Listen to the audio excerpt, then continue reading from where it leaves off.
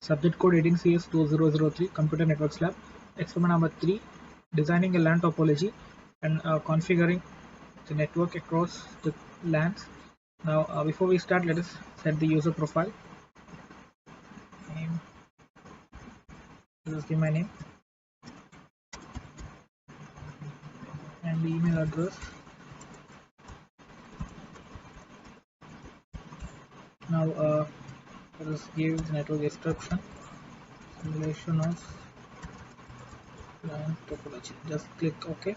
Now, before we start designing a LAN, at least we need a switch, right? So let's select a switch for each LAN. This is LAN 1, this is LAN 2, say this is LAN 3, and we need some N machines as well. Let it be a PC in each LAN and a laptop in each LAN, as well as a server. Okay, 3. This is for third LAN. And now let us give the connections in each LAN. We're going to use the copper straight through cable now and the fast Ethernet port. Let's make the connections.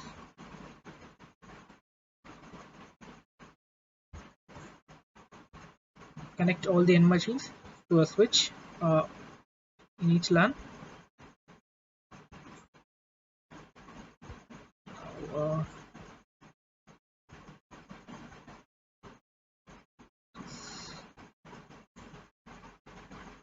Let's connect in the third LAN as well.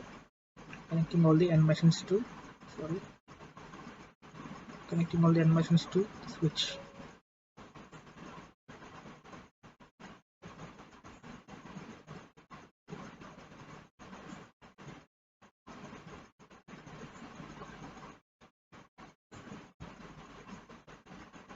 Now to separate these three LANs, let us use some color.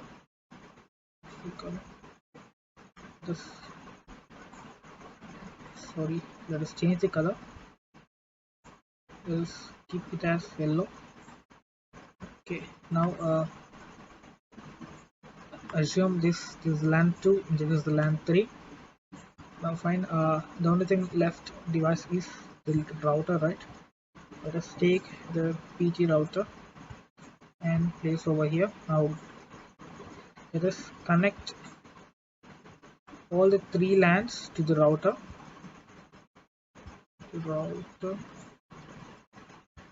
And the second LAN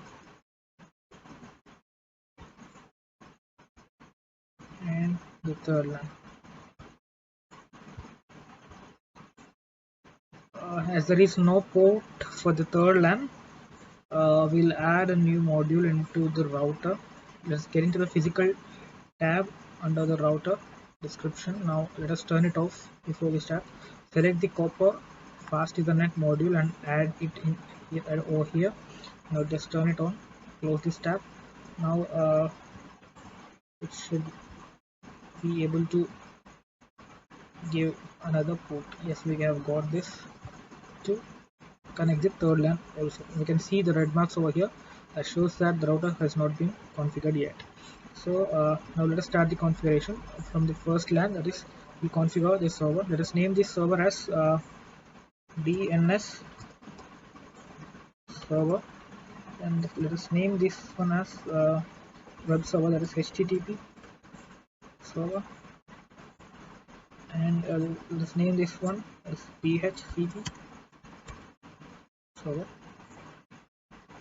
Let us configure this one first, DNS server.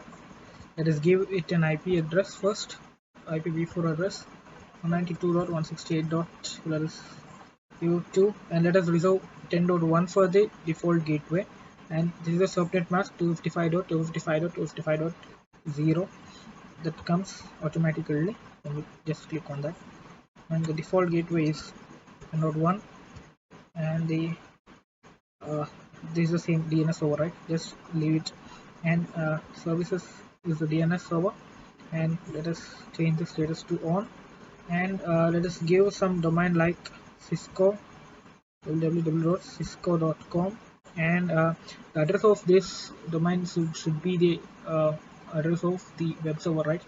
let us we'll give it once we configure that one, the web server. Let us configure this PC. Stop IP configuration. Now let us give the IP address for the PC. 92.6.10.10.2 is for the server, right? Let us start from the 10.3. And the subnet mask, the default gateway is 10.1, and the DNS address is 10.2. Now that's it. PC0 has been configured. Coming to the laptop, desktop IP configuration, IPv4 address. This is where let's give it as 4. The subnet mask, the default gateway is 10.1. The DNS server is 10.2.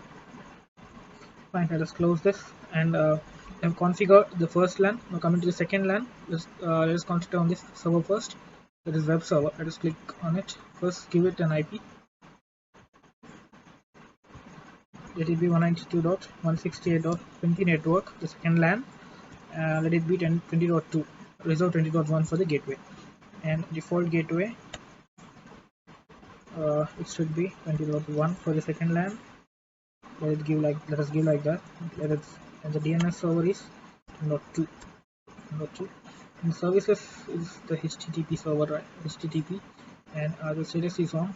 Now that's it. Now let us close this. Now let us give the domain address for in the DNS server, cisco.com. The address for this one happens to be the address of the web server. 192.168. The address of the HTTP server is 192.168.20.2, right? That's it. Just click add.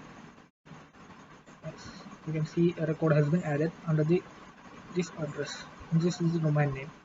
Let's close this. Ensure that 20.2 is the IP address for this web server. Fine. Now let us configure this one, PC1. Now desktop IP configuration. This is 20.3, right? Now the subnet mask, the default gateway is 20.1, and the DNS server is 20.2. Let's close this. Now coming to the laptop one. Now let us configure this one as well. IPv4 address and 10.20.4, and it's the subnet mask, default gateway 20.1, and the DNS server address. So these two, right? So fine. Now the second LAN has been configured. Coming to the third one, we can see there is a DHCP server in the third LAN. We need not assign IP address for the machines, the laptop and PC. We'll configure this DHCP server such that it itself assigns some IP addresses for that machines. Let us give the IP for the DHCP server. This is the third LAN. Let us give it as 30.2. Reserve 30.1 for the gateway. 2.168.30.1, and the DNS server 192.168.10.2. That's the address of the DNS server. Now this is the DHCP server, right? Yes. Now under the services tab, choose DHCP and turn on the service. Now the default gateway of this LAN is 30.1, and the DNS server is 10.2. Now 30.1 is the gateway and 30.2 is the IP address of this server itself. Now the 30.3 should be the starting address of the machine. Now the subnet mask is given already. Now the maximum number of users, say let it be 5, but in this case. Now that's it. Now let us click save. Now we can see this DHCP pool over here. Maximum number of users is 5, and the starting IP address 30.3 is the server DNS server address. This is the default gateway. Right. Now to assign IP address for these two machines, we just have to click on. We can dynamically assign IP address. So just check this DHCP here, and you can see requesting an IP address. DHCP request successful. Now the first IP address here we can see 30.3 has been assigned to the first PC, and we have already also we have got default gateway and the DNS server address as well. Now coming to the laptop 2, let us request an IP address from the DHCP server. Click on DHCP here, requesting the IP address.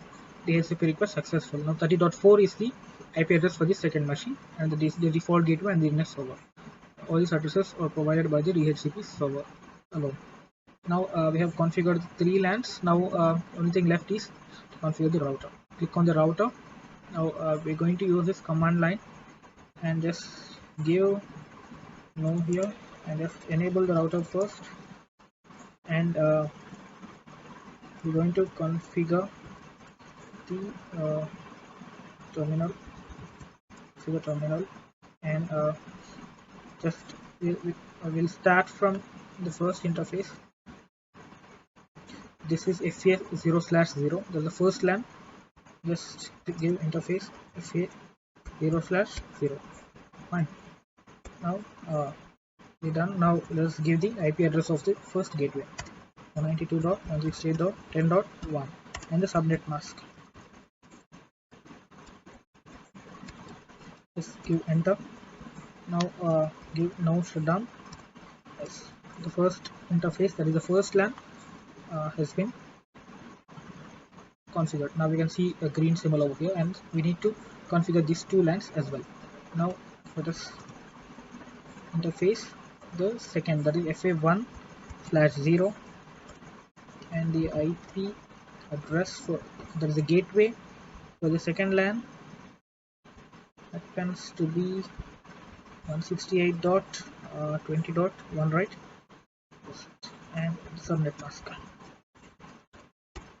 and give now shutdown. That's it. Again it has turned to green.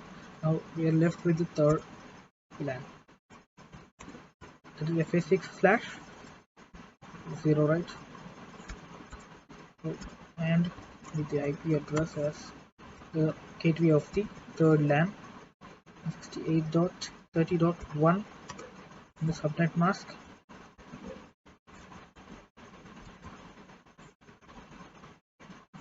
Click enter. Now give no shutdown. This one also has been turned to green. Now that's it.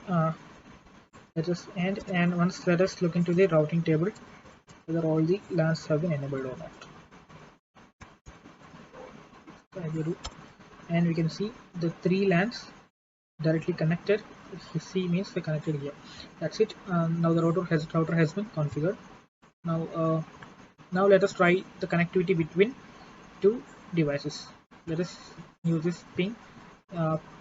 First let us ping between this PC and the DNS server, and using the simulation mode, let us view the packets being forwarded. Now the switch has forwarded the package to the DNS server within the LAN, and the server is replying back to the PC0, and you can see the last status is successful. Now let's delete this row, and now let us try to ping between the first LAN and the third LAN here. Check if they are connected or not, and another simulation tab, just where we'll be able to view the packets more. This is now the packet is the router. Now here we can see the event in the event list panel. We can see the status of the packet. The status is still in progress.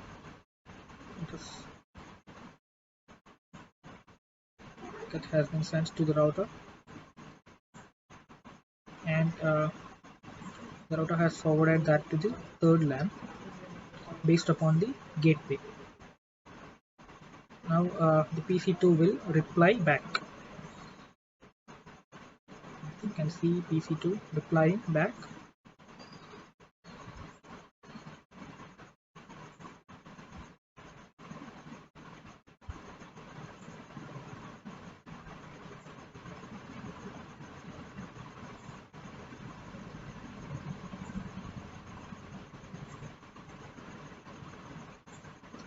That's the last status failed.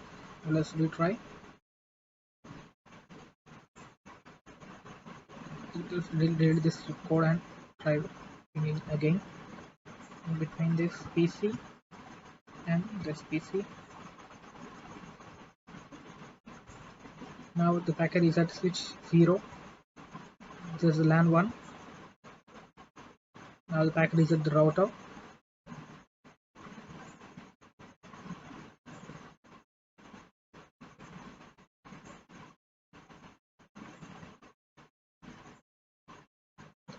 Packet is at the third LAN. PC2 should reply back. Now reply has been sent to the first LAN, and you can see the status is successful now. Now this is how the connectivity is ensured between two networks, sorry, two devices. Now let us try the servers. Now we have seen the DHCP working with the DHCP server. Now let us try to fetch a web page from this web server. Now before that, let us edit the HTML text over here. Let us delete all this and we'll just give a simple text. Let us create a header and welcome to Karunya, and close the header. H1. Fine. Now let us click on save and overwrite yes and close this window. Now we'll try to open browser in this PC, web browser, and we'll try to give the IP address of the web server first, 168.20.2, and we'll say go. You can see it's at the switch 0, and it should reach the web server located in the LAN 2. Now it is at the switch 1, that is the second LAN. Now which has forwarded the packet. Now the web server is replying back.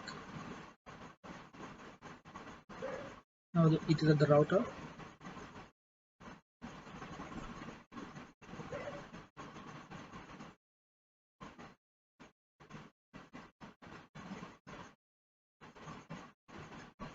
Let us fast forward this one.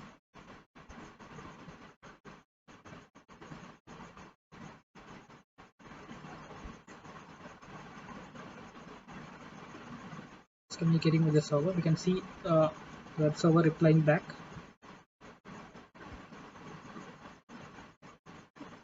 You can see the response from the server, that is welcome to Karunya.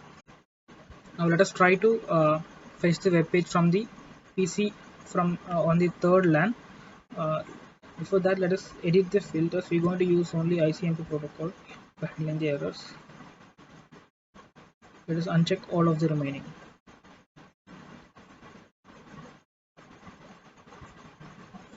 And close this edit filters tab and click on PC2. Now getting into the browser. Now giving the domain name cisco.com. Now giving go. Now we can view the status of the packet from the simulation mode. Yes, now it is at the switch 2, that is at the LAN 3. You can see now it is being forwarded to the router, and from the router it reaches the DNS. It should reach the DNS server first.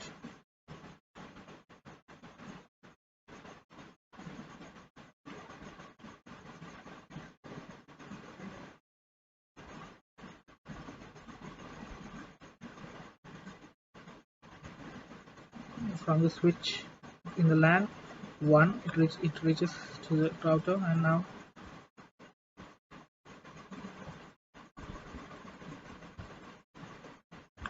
the HTTP server should respond as soon as it gets the request.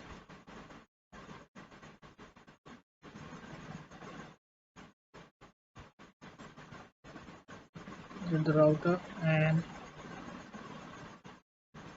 should reach the HTTP server, that's the web server.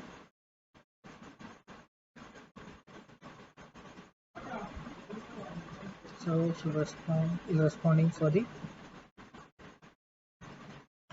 PC in the third LAN.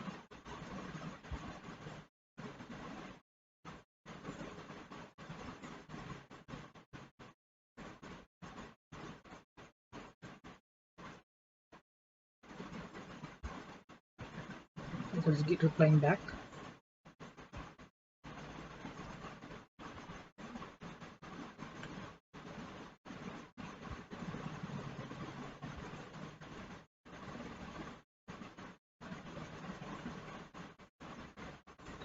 Now it is at the PC2, and we can see the response from the server, that is welcome to Carnia. And that's it. And we have seen the working of all the servers, configuration of all the devices, and how, and we have already checked the connectivity between two devices as well. And I hope this video is useful, and thank you for watching.